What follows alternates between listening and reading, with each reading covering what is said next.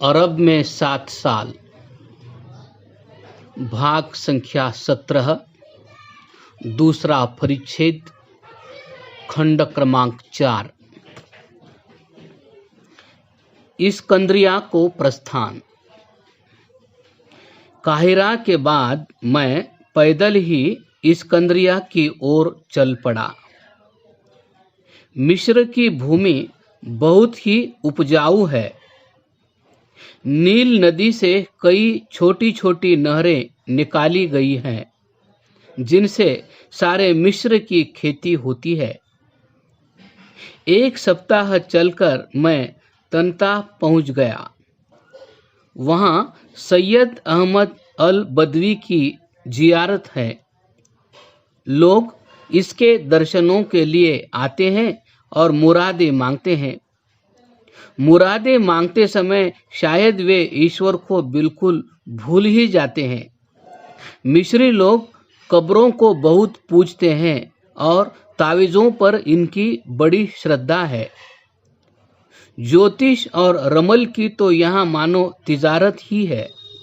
यदि यहाँ पर इब्न सऊद जैसे सुल्तान का शासन होता तो इनसे पाखंड छुड़ाकर इन्हें केवल ईश्वर की भक्ति का उपदेश देता। मिस्र में एक मनोरंजक रिवाज यह है कि वे किसी हिंदू या मुसलमान को पगड़ी बांधे हुए देख पाते हैं तो झट से उसके आगे हाथ बढ़ा देते हैं और कहते हैं, अंता तारीफ बखत, अर्थात क्या भाग्य का हाल जानते हो। पगड़ी बांधने वाला चाहे कितना ही बड़ा व्यक्ति हो, उससे अपना भाग्य का हाल पूछे बिना नहीं छोड़ते। बहुत से हिंदू और मुसलमान भाई तो वहां ज्योतिष का काम ही करते हैं। अरबी पत्रों में इन ज्योतिषियों के बड़े बड़े विज्ञापन निकलते हैं। भाटड़ों ने मिस्र को घर ही बना लिया है। यहाँ मैंने 1 सप्ताह प्रचार किया, फिर इस्कंदरिया को चल दिया। 9 दिन की यात्रा के बाद इस्कंदरिया पहुंच गया। इस्कंदरिया बहुत बड़ी बंदरगाह है, जो कि समुद्र के किनारे पर ही है। यह नगर भी काहिरा की टक्कर का है। गर्मी की ऋतु में मलिक फवाद और मिस्र की गवर्नमेंट के सब लोग यहाँ आ जाते हैं। एक बार मैं सैर करते करते शहर से बाहर निकल गया और समुद्र के तट पर एक पेड़ के नीचे बैठ गया। इतने में कई मोटरसाइकिल पास से गुजरे।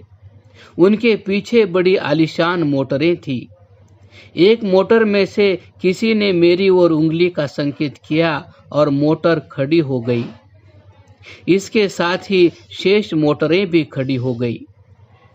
मैंने अनुमान किया कि कहीं ये मलिक फवाद का युवराज समूअल अमीर फारूक न हो, क्योंकि मैंने उसके कुछ चित्र अरबी पत्रों में और पुस्तकों में देखे थे।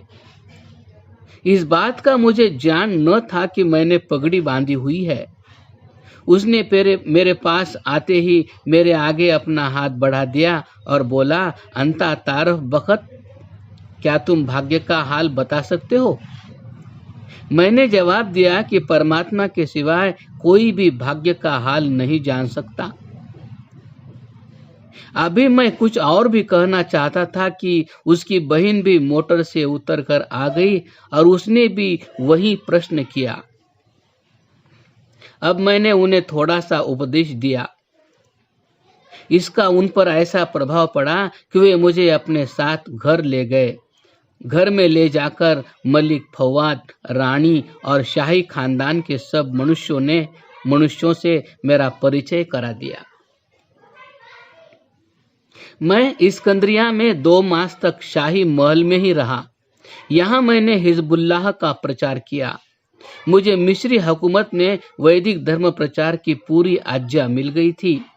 मुझे कोई रोक न सकता था। 2 मास इस्कंदरिया में प्रचार करके मैं अल काहिरा लौट गया, क्योंकि जलालतल मलिक फवाद भी वापिस काहिरा आ गए थे। 1 मास तक यहाँ भी जलालतल मलिक के पास ठहरा। मलिक फवाद ने हिंदू धर्म की पुस्तकों और सिद्धांतों के विषय में बहुत दिलचस्पी दिखाई। महात्मा गांधी के विषय में भी कई बातें पूछी। एक बार उसकी रानी साहिबा ने मुझसे एक तावीज बनवाया। पहले ही कह चुका हूं कि तावीजों में गायत्री मंत्र लिखा करता था। संयोग से उसकी हार्दिक इच्छा पूर्ण हो गई। बस पीर ख्याता सब मुझे मानने लगे। इस कारण से मुझे हिजबुल्लाह के प्रचार में काफी सहायता मिली। कई एक पत्रों के एडिटर और मिस्र के अमीर मेरे पास आने लगे और कहते थे कि आप बादशाह से हमारी सिफारिश कर देंगे तो हम आपके हिजबुल्लाह के मेंबर हो जाएंगे। मैंने यह समाचार मलिक फवाद को सुनाया तो वह हंस पड़े। एक बार बादशाह की लड़की बीमार थी। रानी ने मुझसे कहा कि ईश्वर से प्रार्थना करो कि यह अच्छी हो जावे। दुर्भाग्य से उसका देहांत हो गया। अब तो रानी मुझ पर क्रुद्ध होने लगी कि आपने प्रार्थना नहीं की। मैंने उनसे पूछा कि आज तक जितने बादशाह मर चुके उनको किसने रोका? क्या आप बैठी रहोगी? सभी को एक दिन जाना है, कोई आज कोई कल। मेरी बात उनकी समझ में आ गई। अब तो सारे खानदान में मेरे वैदिक धर्म के सिद्धांतों की चर्चा छिड़ी रहती थी। हिजबुल्लाह पर अरबी पत्रों में बहुत से लेख निकाले। इधर मैं भी जनता के हिजबुल्लाह का प्रचार कर रहा था। पोर्ट सईद को प्रस्थान। काहिरा में प्रचार करने के बाद मैंने पोर्ट सईद की ओर मुंह फेरा। 3 दिन चलने के बाद दसूक आया। यहाँ इब्राहिम दसूकी की कब्र है, जहाँ दर्शकों का मेला लगा रहता है। कब्र के सामने यहाँ भी वही दृश्य दिखाई देता है। लोग कब्रों के सामने हाथ फैलाते हैं और मुरादें मांगते हैं। ईश्वर से यही प्रार्थना करते हैं कि उन्हें जड़ों की पूजा के गड्ढे से निकालकर वैदिक धर्म की शरण में ले आवे। दसूक के पास ही मंसूरा में किसी समय फ्रांसियों का शासन रह चुका है। वहां अभी तक फ्रांसियों का बनाया हुआ शाही महल खड़ा है। इसके किवाड़ों पर फ्रांस की भाषा में उस बादशाह का नाम और सन आदि लिखे हुए हैं। मैं यहाँ 12 दिन तक प्रचार करता रहा। इसके पश्चात 15 दिन तक चलने के बाद पोर्ट सईद पहुँच गया। पोर्ट सईद बहुत बड़ी बंदरगाह है। यहाँ पर यूरोप आने जाने वाले जहाज खड़े होते हैं। जब जहाज पोर्ट सईद से स्वेज तक आता जाता है तो उसे नहर के अंदर बहुत धीरे धीरे चलना पड़ता है। इतना धीरे कि नहर के किनारों पर चलने वाले जहाज में बैठे हुए किसी भी व्यक्ति के साथ भली भांति बातचीत कर सकते हैं। जब महात्मा गांधी गोलमेज कॉन्फ्रेंस के अवसर पर लंदन जा रहे थे, यहाँ भीड़ का कोई ठिकाना न था। महात्मा गांधी की जय के नारे लगाए जाते थे। जहाज जब पोर्ट सईद पर पहुंचा तो केवल 33 मनुष्यों को अंदर आने की आज्ञा दी गई। मुस्तफा तहास पाशा, जो कि मिस्र का एक बड़ा लीडर है और साद जलील पार्टी से संबंध रखता है, इन लोगों में था और 60-70 बकरियां महात्मा जी के दूध पीने के लिए उपहार स्वरूप लाया था। एक थैली भी महात्मा जी को पेश की गई। मैंने 1 मास यहाँ रहकर वैदिक धर्म का प्रचार किया और जमायतुल हिजबुल्लाह स्थापित की। यहाँ पर सिंधी लोग तिजारत करते हैं। यह बंदरगाह यूरोप जाने का रास्ता है, इसलिए अंग्रेज काफी संख्या में दिखाई देते हैं।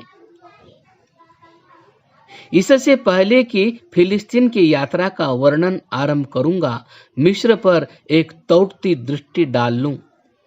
यहाँ की सड़कें अतिव आलीशान है।